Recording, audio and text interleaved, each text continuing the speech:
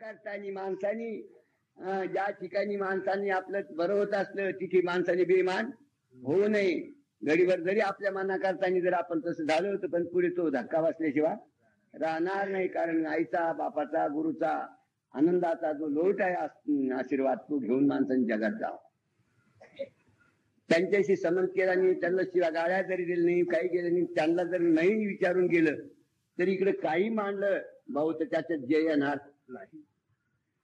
येत असुराला काय जय नाही.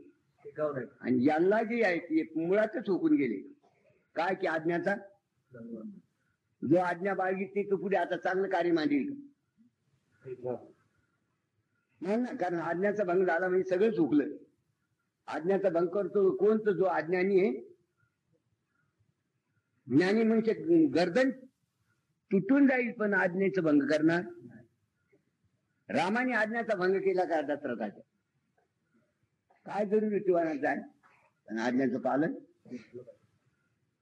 आपली ती काही माताच्या आज्ञाचं पालन केलं, दशरथाच्या आज्ञाचं पालन केलं. नारण्यात जाऊन असे ज्यांनी आज्ञा घेऊन गेले तर सगळ्या जगावरला आरोप जो रावण आणि अत्याचार करीत होता त्याला नष्ट करून धर्म स्थापन करून सगळ्या जीवाचा उद्धार केला. त्र्यंबकेश्वर. हो बा या करतानी माणसानी